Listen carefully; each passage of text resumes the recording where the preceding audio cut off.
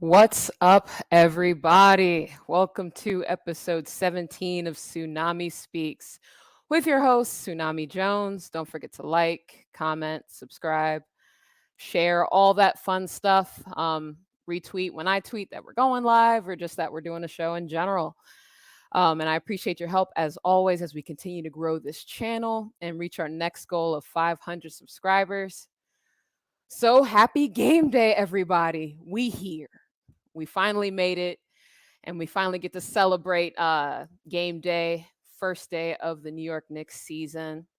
So I thought I would try something different at the behest and great advice of Queen to try and go live for you guys so y'all can get to see me as it happens.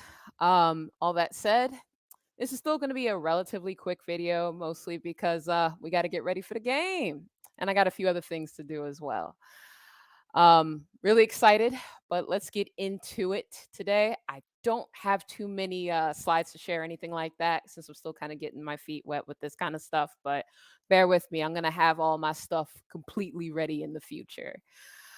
But we're going to start this video off with some predictions. And mostly it's going to stem from my guy, RJ Barrett. You guys already know how I feel about my guy, and I'm feeling really good about him this season. So, first off, after the preseason RJ Barrett has had, and just plus the upward trajectory of his career so far in the NBA, I am forecasting, buzzword, RJ Barrett to take the next step in his career. And I think he will make the All-Star team this year. Feeling pretty confident in regards to that. Just to recap these numbers, I'm sure you guys already are aware. Last season, he averaged 20 points per game, 5.8 rebounds per game, and 3 assists per game on 40.8 field goal shooting and 34% 3-point shooting on 17 attempts, by the way, as far as field goals, and then 5.8 threes that he took per game. That said, I think he's ready for that next step. Someone I wanted to compare him to is someone that I know other people have compared him to, and I think their careers are is on the same trajectory as this particular player. There are many others I could compare him to, but I'm going with DeMar DeRozan. He's someone that kind of started off his career a little slow, kind of like RJ did. And for DeMar DeRozan, he went and became an all-star his 5th season in the NBA. I think RJ will do that in season 4, which is what we're beginning as far as today goes. For perspective, DeMar DeRozan averaged 22.7 points per game, 4 rebounds per game, and 4 assists per game on 42% field goal shooting and 30.5% 3-point shooting. And your other big key here is the Toronto Raptors at the time. Their team's record was 48-34. Pretty sure that's going to be the biggest key for RJ to make the All-Star team. We have to win games.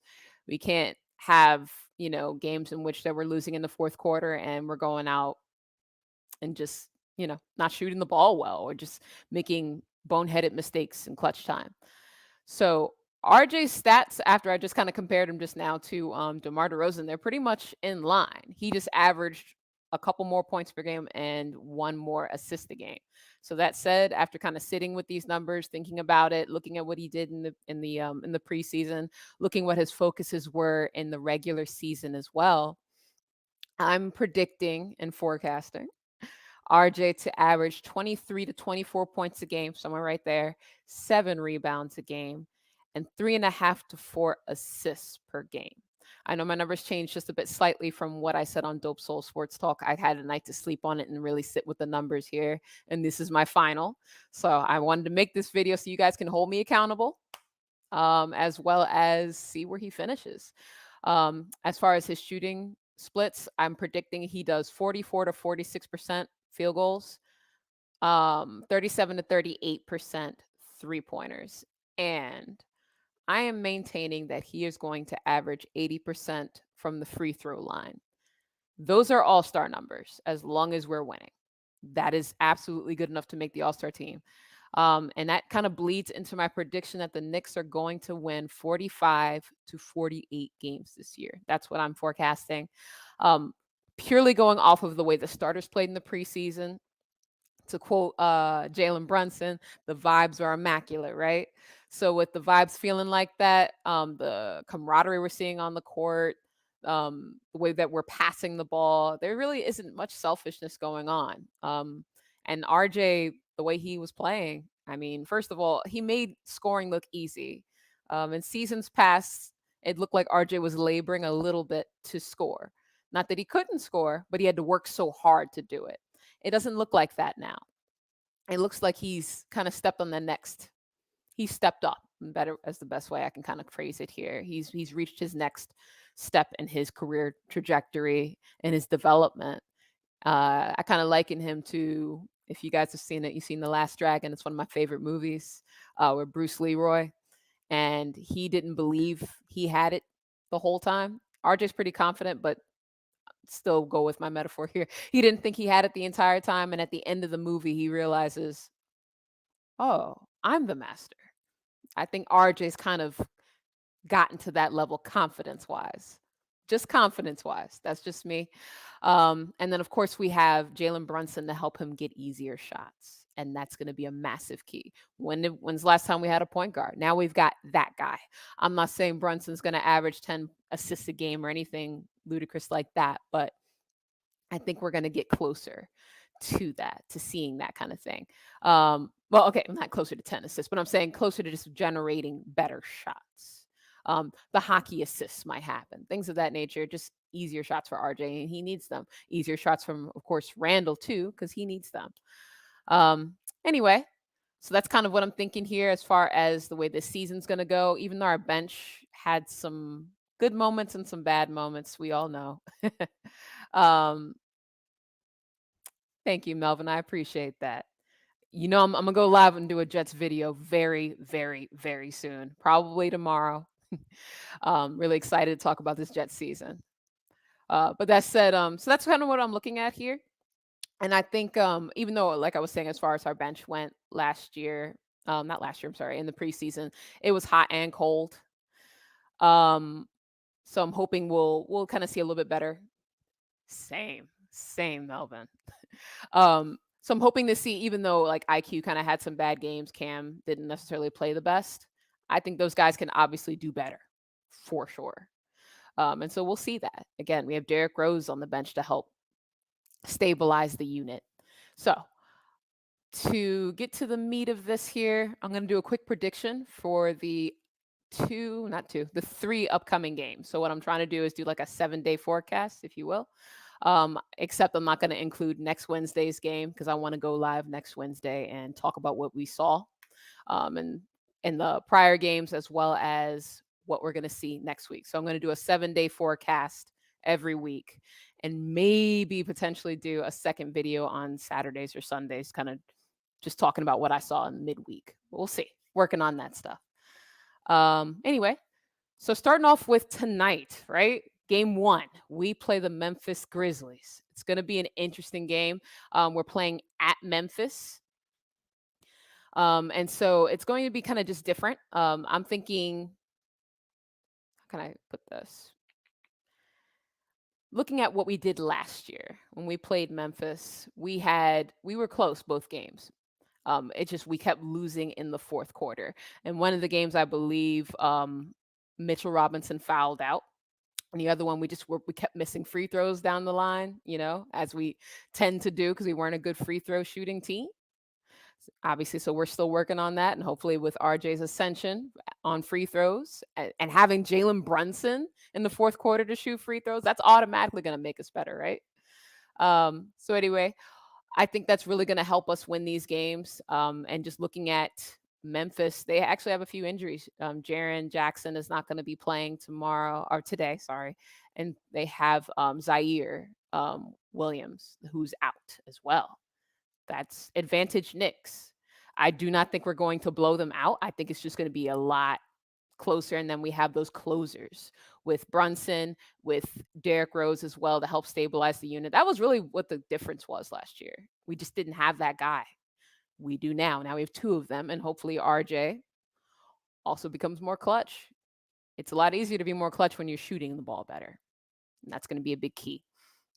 So, my prediction for the Memphis game is that we're going to win 105-100, and we're going to close out our very first game. So pumped about this. We'll see if I'm right. I will be gambling on the game tonight. I don't know what the money or the spread is yet, but I will find out and I will bet the Knicks for sure.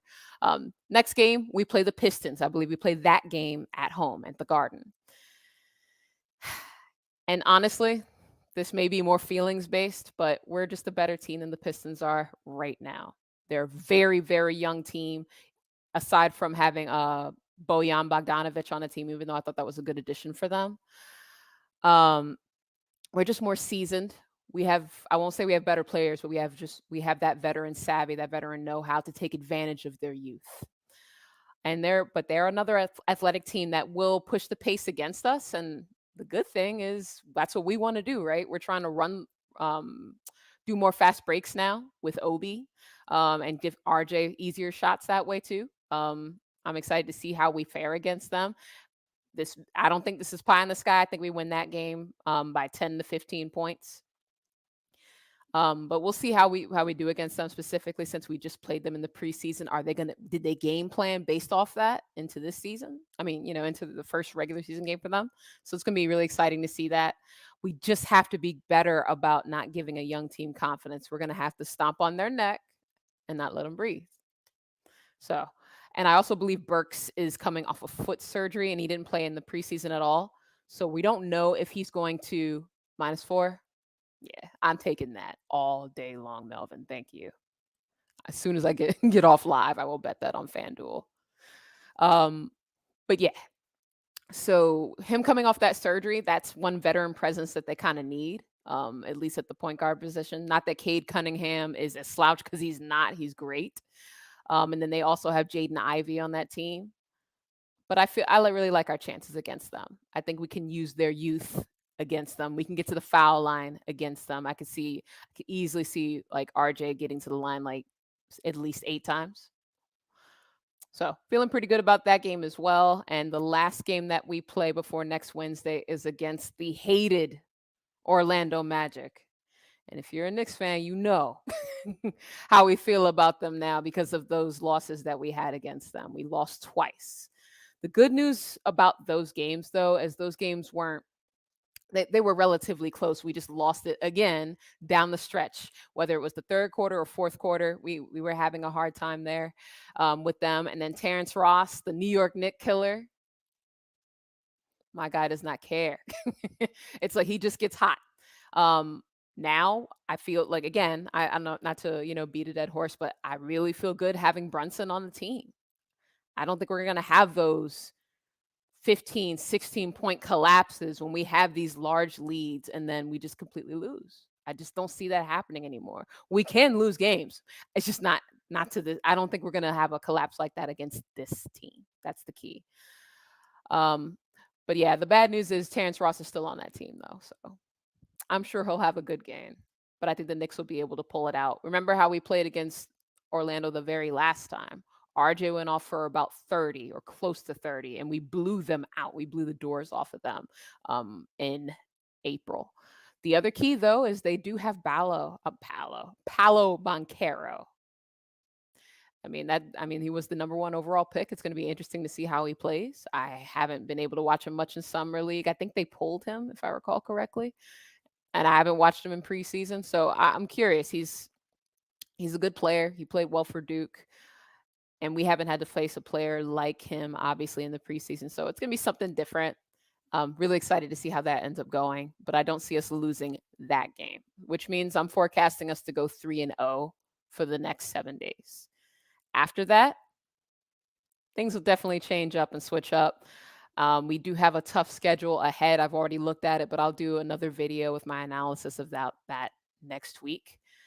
So again, I just wanted to go live real quick, to test it out for the season. I will get better about doing this and having some regularity to it, I promise. And like I was saying earlier, Melvin, I got you on the Jets video. I want to do a video tomorrow. That is what I'm leaning towards. So, want to do like a progress report, if you will, about how the Jets have been doing because the Jets are awesome this year. And I can't wait to talk about how our rookies have been playing. But all that said, thanks so much for joining me. I know this is a very short video, but I just wanted to get this in, get my predictions in, and all that fun stuff so you guys can hold me accountable as the season goes. But it's going to be a fun year. Hopefully, all our New York sports teams do well, except for Brooklyn. Sorry. All right, guys. So, y'all have a great rest of your evening and all that good stuff. Let's go, Knicks. Hope we get a, not even hope. I know we'll get a dub at the end of the day. Have a good one.